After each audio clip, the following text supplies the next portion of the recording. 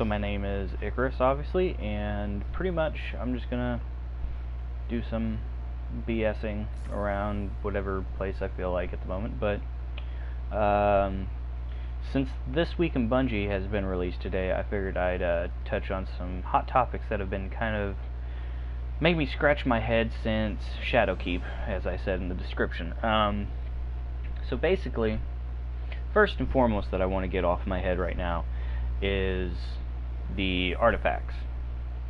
How they said that we will be able to, from what I gathered anyway, be able to get place mods from previous, current, and the future, as in, you know, Season of the Worthy or whatever you want to call it, redacted, blah blah blah, are mods. We'll be able to use those mods, I think, unless they're just talking about like nightmare mods and the well, that one doesn't even have it, like these bad boys right here, like the Undying armor slot. Like, you'd be able to have those mods for the basic things, or just throwing it out there, we get these mods. Okay.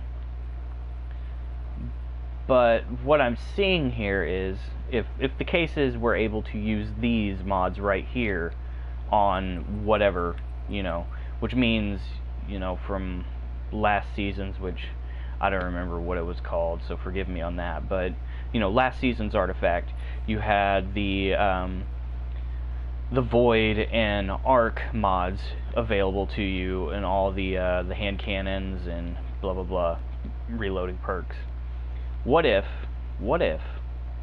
they're building it up to this concept that I thought about when they first brought artifacts in, to where we have multiple, kind of like how we have ghosts and weapons and yada yada. We're going to have multiple artifacts that are disposable eventually, probably. And I don't know how they're going to do it. Maybe like you choose an artifact and it will stay, you know, completed like this regardless when you complete it. But you have to complete it with your you know, experience. Your experience points through the season, past, whatever, how they've been doing it.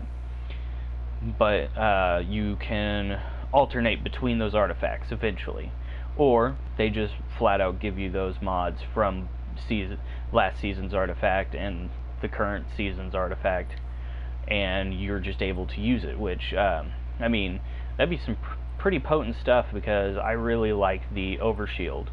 I don't use the Wormhusk hardly ever, so having that overshield when I dodge was amazing, and I was able to do a lot of really awesome clips I haven't uploaded yet. But another thing with the swords, I'm really happy that they're implementing a lot of more utility. I don't necessarily believe in the whole melee charge thing. I think that's kind of redundant.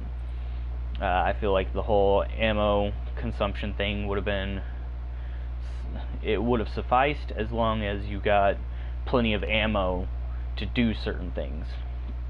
But I guess with the infinite loop of melee attacks with it, that's why they say it's going to take, I don't know. It all seems redundant in my eyes.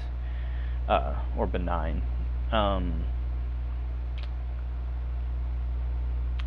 Another point that I want to touch base on, because I mean, I'm just going off my head and what I'm trying to remember, you know, that I've talked to with some of my friends on this game.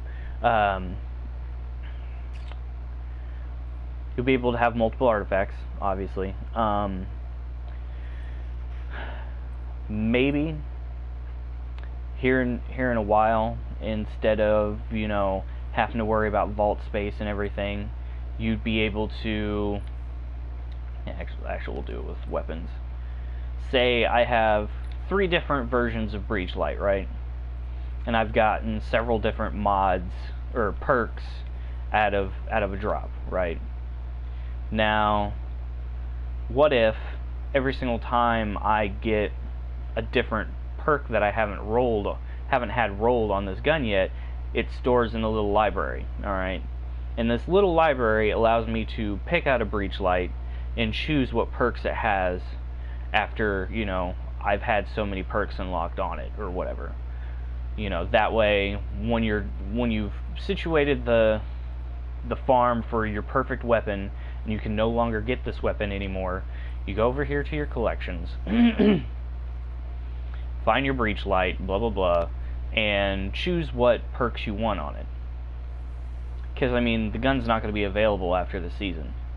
So you want to pull that gun back out of your collections, right? You don't want to take up all that vault space, because who knows if they're going to give us this vault space, right? So in my eyes, I mean, I don't know how the whole bandwidth and memory and, you know, development of this scenario would work for them, or how tedious it would be for them. But I mean, I know I have a shit ton of Dust Rock like everybody else does. I have a shit ton of Talons of the Eagle. I have a shit ton of Bite of the Fox. I definitely have a shit ton of Patreon. You know, just being able to mix and match the perks that you already have on a gun you already have would be most beneficial in any case. So, my idea with that is, you know, if you have the gun, if you have the perks, why not, you know, switch them up like cards in a deck. You know, it's your deck, it's your weapon. You should be able to manipulate it how you see fit. So I'm going to stop running in circles in that conversation.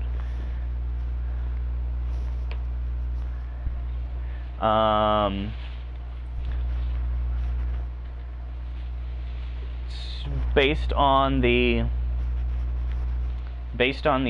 updates that I've seen so far, the sandbox changes that I'm seeing in the future looks really awesome, honestly. I feel like what they've done to Last Word is kind of it's kind of just on the sense of the downsides. Other than that, the range fall off is where I see it came in handy. It's been put in its place, essentially. And the whole Irintel thing, thank God. I am tired of running into that gun. And it's not just me. I know it's all of you guys. So what I see in the future is these artifacts being implemented as a whole nother utility. Like, not just a seasonal thing, but we'll gather these artifacts every season, and eventually we'll be able to have each artifact at our disposal when we choose so, but there will be, you know, a trade-off. There will be a con to trading them off, probably. That's at least what I hope to see, because I feel like that would bring up the RPG element of this game up tenfold even. In all honesty, I wish we would see not just, you know, ritual weapons in the sense of, you know, Mountaintop and Not Forgottens and all that. I want to see ritual armors, stuff that you have to grind for to, you know, like the ornaments that we used to have. Like, what happened to these things? Like, why all of a sudden did we drop these? The in-game, you know, farm for those. I mean, I went out of my way to get these things because I thought they were awesome. I mean, granted, not all of them I thought were awesome. Like, oh, I can't even find one. Oh well. I had some Crucible legs, and I don't have the Trials of Osiris legs because I just didn't care for them. But, like, I'm tired of seeing all the ornaments, as all of you are, obviously, seeing ornaments stashed in Eververse. We need some of these again. Like, this is one of my favorite helmets, and I've seen a lot of people in the Crucible running this helmet. I mean, it's clean, it's crisp, and when you have this visor that illuminates the light of your Guardian, you know, it's awesome. But it seems like a lot of that energy, that I don't know, the intimacy and passion for those items have just gone to microtransactions, and it's really sad. I mean, I'll be honest, I really like this. This is one of my favorite exotics that came out during Shadowkeep. And a lot of people say it's useless, but I mean, I went legend because of this. But I'm not going to get off track.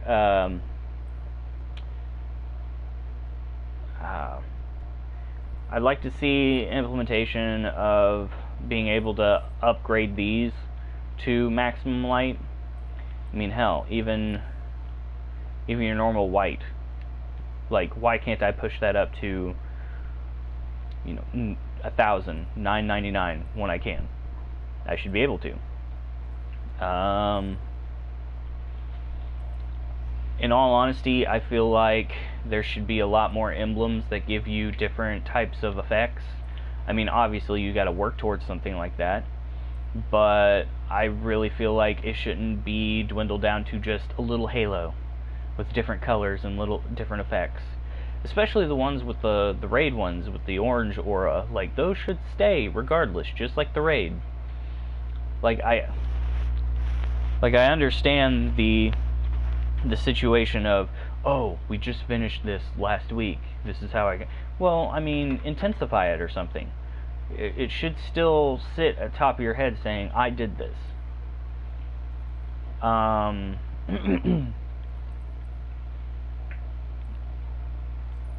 It's kind of a small point, a little more prone to detail.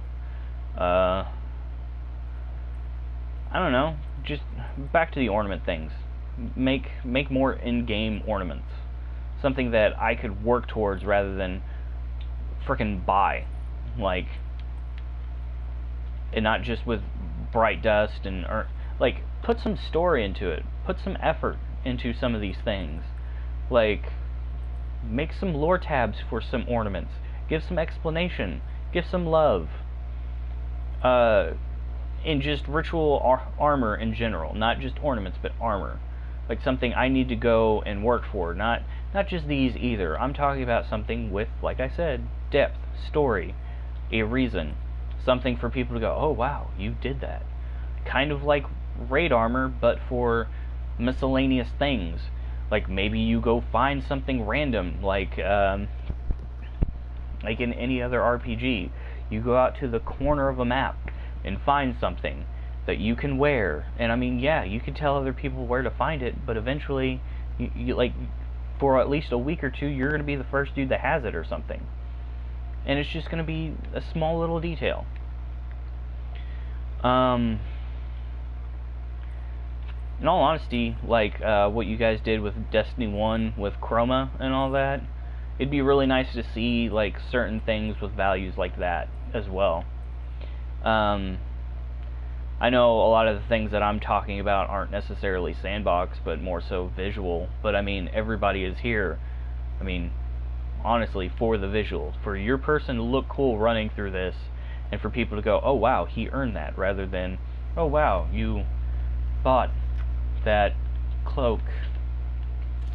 Yeah. This is just a flex on the wallet. That's not a flex in-game. And that kind of dissuades and degrades what you are in the game. And I'm not necessarily talking about the person. I'm talking about Bungie and what they are in the game. What this game is and what it culminates to. It's not good. It's good for your wallet. It's good for you to make content, but I mean, where is that content? We're kind of tired of reskins, and that's pretty much.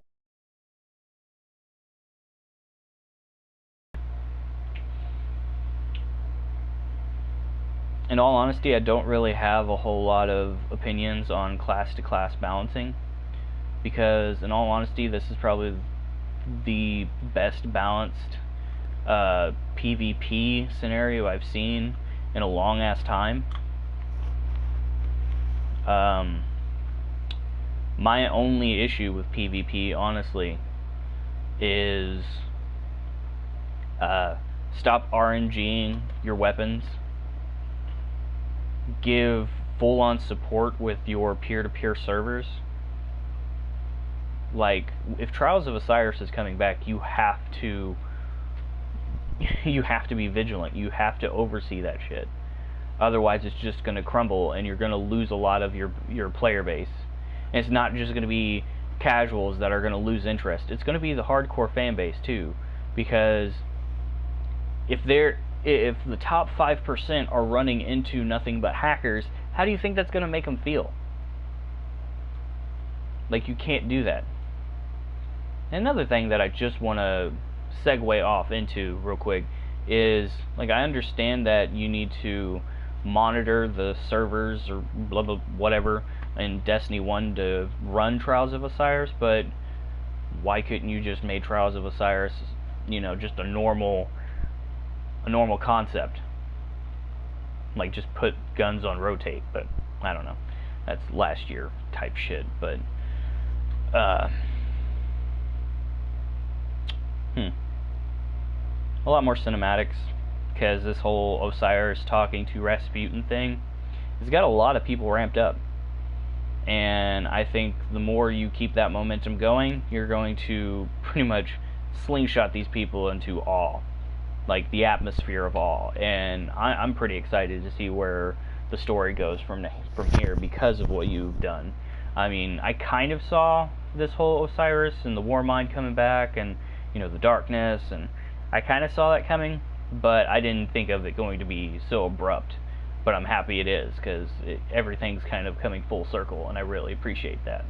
But I feel like Warmind, Rasputin, I feel like he's going to actually be a Bray of some sort. That's probably why Anna Bray, if she's just playing off as she doesn't know who she is necessarily. Like, she knows, but as Guardians in the lore or whatever, you don't remember, you know?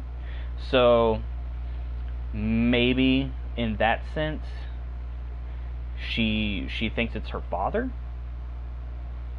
and she's gravitating towards that to, you know, help him, because, you know, it's just subliminal repercussions of her past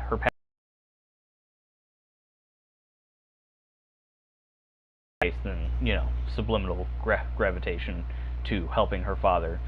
But then, obviously, as some people have analyzed at the end of the video, Rasputin says darkness, so it's kind of funked. You know what I'm saying? I knew Osiris was going to be a big part of D2 when it came out. I mean, there's a lot of talk about him in the beginnings of D2 when we lost our light and all this stuff. So I was already kind of anticipating all this, but I'm really glad to see that he's a big part into it, rather than, you know, being on the bench viewing from the sidelines, kind of like it was in Curse of Osiris. Like, you only saw him in a few clips here and there in scenes, and helped him like one or two situations, and then he boop, nowhere to be seen again. And I like the idea that some people have come to, you know, conclude where we might go back in time and save Cade. That might be fun. Or some other people, for instance. But repercussions of playing with time and all that might be a thing with you guys, and I would like to see how that goes too. Still, playing with the powers of darkness as a subclass choice is still high on priority list with a lot of people, so seeing that would be pretty cool eventually. Actually fighting the darkness is probably going to happen pretty soon.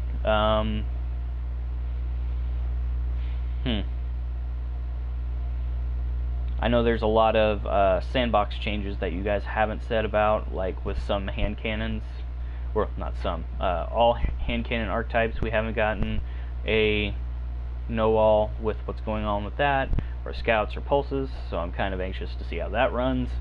But first and foremost is ritual, new ritual grinds and vendors for armor. Like, if you aren't going to overhaul new weapons to us, like, you know, giving us a heap, like 30 or 40 new weapons a season,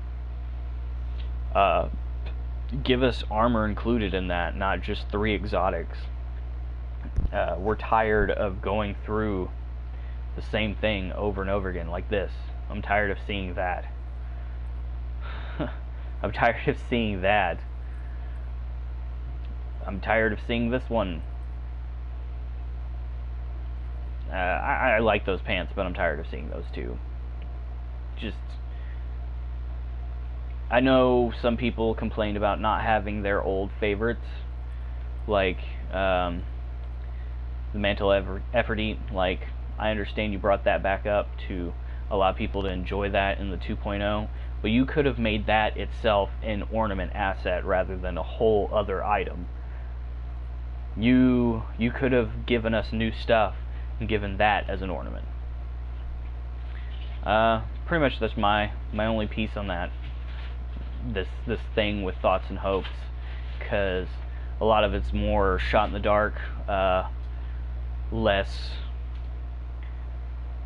I don't know, less structured concepts of mine. So those are my thoughts and hopes for D2's future. I really hope that instead of it being a casual spoon-fed experience, that we kind of get more of an RPG level of experience. Yeah.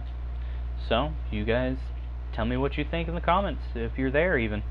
Thank you. I'm not going to do the like, subscribe thing. I just want you to give me your thoughts. Thank you.